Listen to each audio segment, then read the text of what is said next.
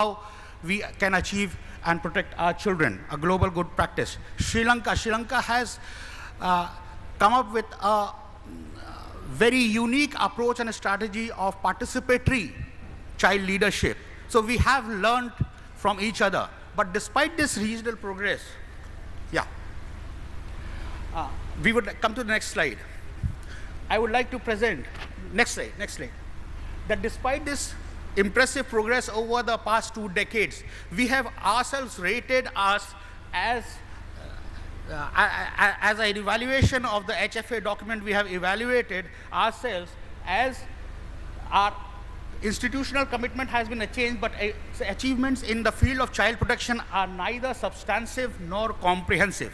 Hence, we have come up and we are happy to share that the SARC leadership, the heads of disaster management and the secretaries in charge of disaster management in September 2015 had met and have come up with a new South Asia Regional Policy Framework for Child-Centered DRR. This is a framework and roadmap which lays out, and it has been accepted and ratified by the concerned authorities, disaster management heads, and we are coming up with a detailed roadmap on the same. The roadmap has been shared and is available on SDMC website. SARC framework is available. There are 4 main pillars. Can you come to the next? Can you come to the next slide? Yeah. We had come up with a SARC framework for care, protection, and participation of children in disasters in 2011, and then which had 10 pillars. Now it has been cut short and merged into 4 pillars. Can you come up to the next slide, please? Yeah. We have collectively decided, SARC leadership, just 1 minute, sir, that by 2030, all SARC member states use child-centered risk assessments as the basic of designing and implementing all sectoral and cross-sectoral programs. As a short-term measure, we have come up with 10 indicative milestones at the regional level and 18 at the national level. This will be shared and available at the thing. Can you come to the next pillar? We have decided collectively that by 2030, all SARC member states develop, adopt, and activate comprehensive school safety through policy revisions, implementation arrangements, and capacity enhancement. Capacity enhancement and funding is an important. How do we upscale? We have committed ourselves. We have 7 important areas of priority at the regional level, 5 national level. It is available on the website. Can you come to the next? The third pillar is that by 2030, it is related to child participation.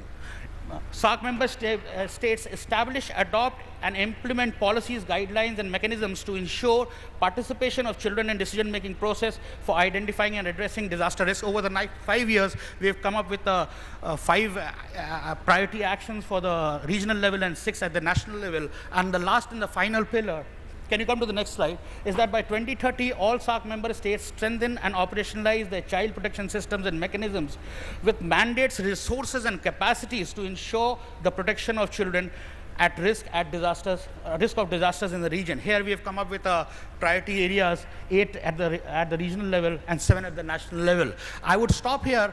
We have shared all the details, the roadmap and other things. We have a huge mandate and a huge road ahead of us. And the same will be communicated to all of you, and you can easily download these documents from the SDMC website, SARC Disaster Management Center, and the websites of all NDMAs, where it will be posted very soon. Thank you. Can you come to this? Thank you. Thank you very much, Ashish Singh ji. You not only highlighted the issues of children, you also talked about the progress that has been made in different SARC countries and the road ahead. Now, may I invite Sudeshna Chatterjee from Action for Children's Environments to talk about children and urban resilience.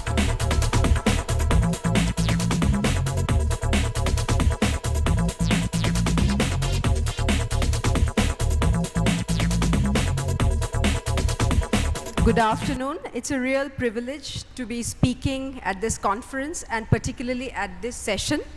My presentation, if it can be put up, please.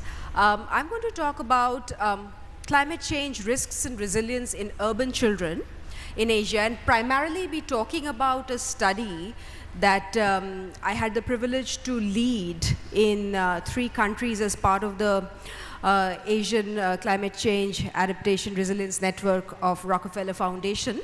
So we worked in the secondary cities, Da Nang in Vietnam, Khulna in Bangladesh, and Malolos in Philippines. And this was with Save the Children, the international network. Next slide, please. The primary research objectives were really to understand the risks that climate change poses to urban children. We now have established throughout the morning that children are very much at risk to climate change. Over the next decade, 175 million children are going to be impacted by weather-related disasters. Those are figures which are out there.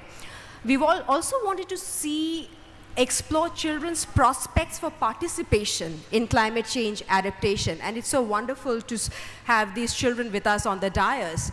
And also we wanted to understand the nexus between climate change, urbanization, and children in poverty. Next slide, please. In the climate literature, particularly when it comes to vulnerable groups, we come across the terms of vulnerability, and we operationalize this not only in the physical domain, where the quality of the physical environment and its implications for children in terms of health, security, etc., but also social vulnerability, socio-economic, and as well as in the political legal domains. Next slide, please.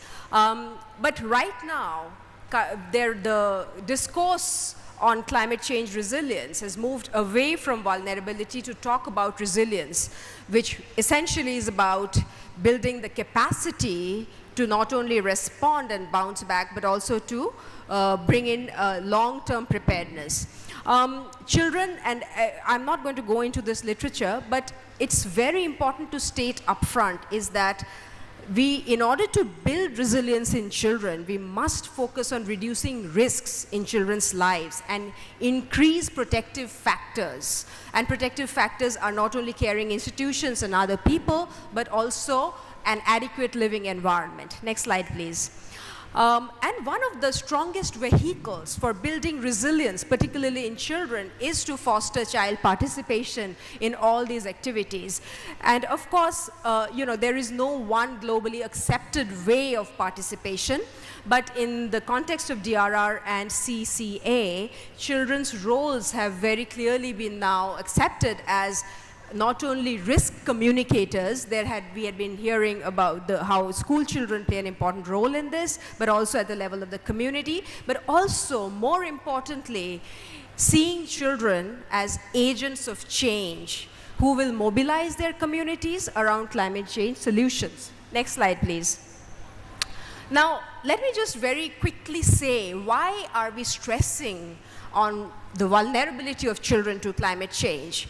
Very quickly, their development is not yet complete. They are evolving in that space.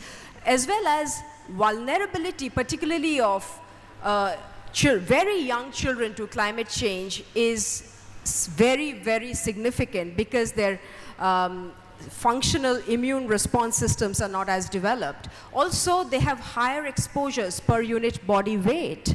They experience greater proportionate exposure than adults. They breathe more air, drink more water in relation to their body weight.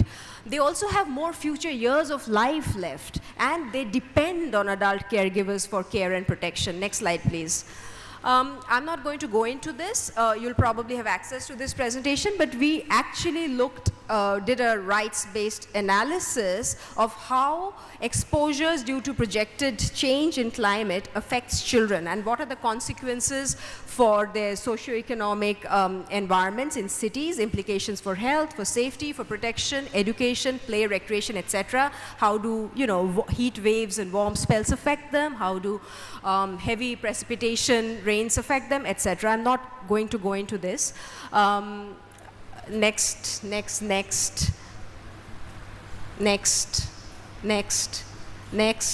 Yeah. Now, amongst urban children, some children are far more at risk than others, and this study in these Asian cities revealed that. And who are these most at-risk children? They're migrant children living in acute poverty, children living in informal settlements, street children, children in the labor force, working outdoors primarily, children with disabilities, infants, young children, and adolescent girls. Next slide. across these cities, we also found that there were certain impacts which were much more recognized by the communities as well as the city officials. And these are primarily sudden onset large disasters, such as typhoons in the case of Da Nang and Malolos, cyclones in Khulna, river floods and waterlogging pretty much in all three cities. And of course, it is the homes of the poor which are primarily affected when a cyclone hits town. But there is very poor understanding we found within these local communities, including amongst children and young people, on the impacts of slow onset disasters such as saline intrusion, droughts, etc. Next slide, please. I'm just going to put up a couple of case studies of children who actually suffered from climate impacts. This is a child in Khulna whose house floods every year, and the floods are becoming bigger and bigger. And he couldn't go to school. And because there was no help, particularly with his English homework, during the time he was at home, when he went back, he was beaten very severely by the teacher. As a result of that, he decided to never go back to school again.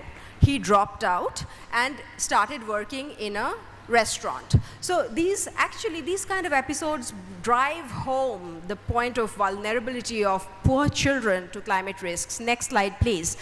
Drought, very less understood, but this is a child in Da Nang, Vietnam. They had been losing their land to urbanization, and there's also very less water for agriculture. This was a family that used to survive on agriculture.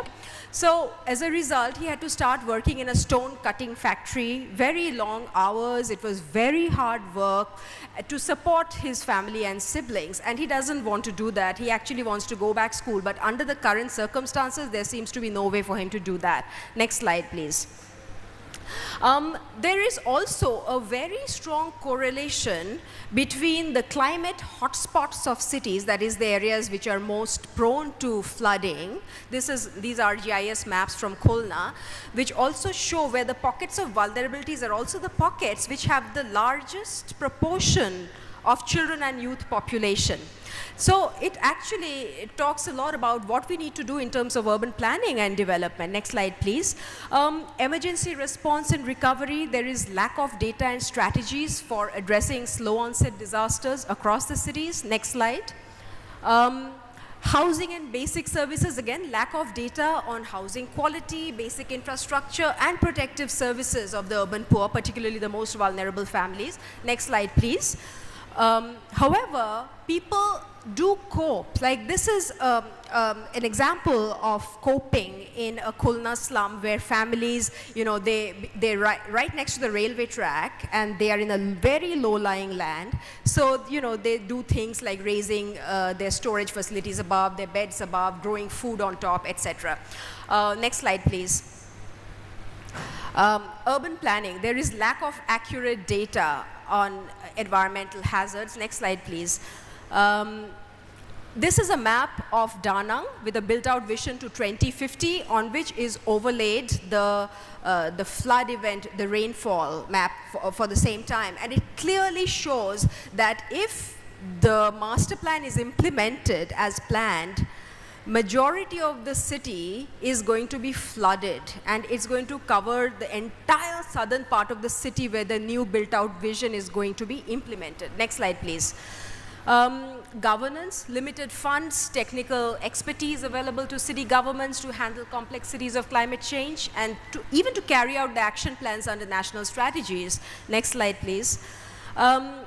Even though a lot of child-focused organizations were working in these cities, we didn't find any child participation in urban programming in CCA activities in Da Nang, Khulna or Malolos, nor had there been any attempt to create child clubs, which were happening in the rural areas. So even though these urban children were as much at risk, if not more in some cases, there was really no scope for participation in the CCA mechanisms. Next slide, please. So this is my concluding slide. what would rights-based child-centered CCA programming needs to address? First and foremost, we really need to talk about protection from longer-term risks, both climatic and non-climatic. We need to also consider the core benefits, direct and indirect, of all long-term risk reduction activities, and I will talk about this in detail in the afternoon session 1. Also, of course, you need to be prepared for extreme, sudden and slow onset events, and response needs to be immediate to losses and threats. But also engage with the urban planning and urban local development processes, because otherwise if your whole city is vulnerable, everybody is vulnerable and at risk within that. But also, there is a need to adopt a child-sensitive perspective, such as promoting best interests in children in top-down policies and programming, and a participatory bottom-up approach that includes all children in all CCA efforts. Thank you.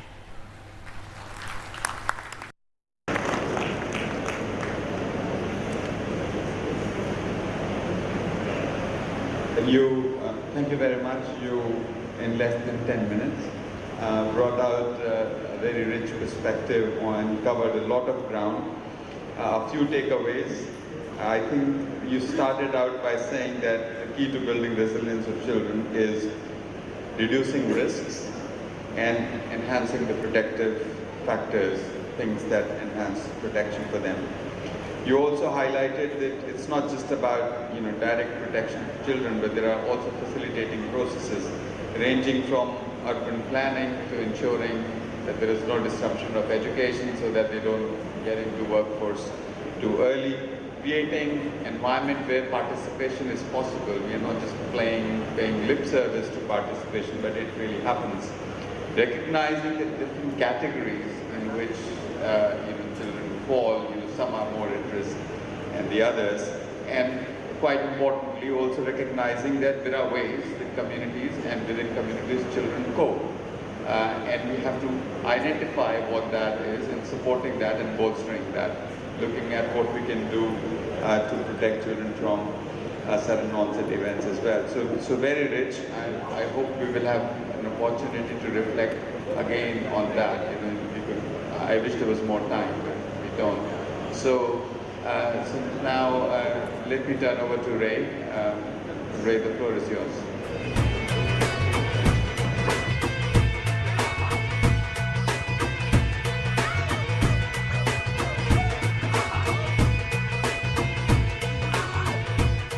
Among us, there are about 40 children here.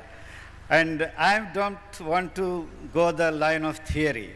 This is my problem. I believe in walk the walk. And if you want to do it, we have to do it.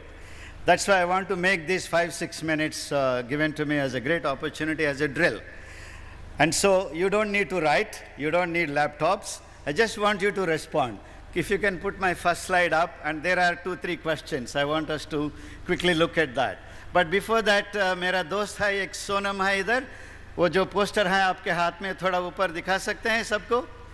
Yeah, this is Sonam. Bihar से आया है. She has come from Bihar, and that's her first flash of message. Can you read it? आप पढ़ सकते हैं? Please change the slide. Please change the slide as well. आप पढ़ सकते हैं? Can you read it? Children can't wait. बच्चे इंतजार नहीं कर सकते हैं. शुद्ध तेलुगुलो पिल्लలు నిరీక్షించలేరు. They cannot wait. And now there are here 40. Can I have the children stand up, please? All the bache, boys and girls. Yeah. And today, if you show the slide up, today is 27th anniversary of this great day of UNCRC ratification. UNCRC. Sonam, baithiye Sonam. Yeah. What is UNCRC? United Nations Convention on the Rights of the Child. I hope everyone in this room understands that word and what is in there. And Article 12 to 14 says children have right to participate. हम लोग मेहरबानी नहीं कर रहे हैं. We are not doing them a favor. పిల్లలకు దయదల్చి వేడ్చిపోతారులేండి అని చెప్పి పిల్లల్ని తీసుకురావటం కాదు ఇక్కడ.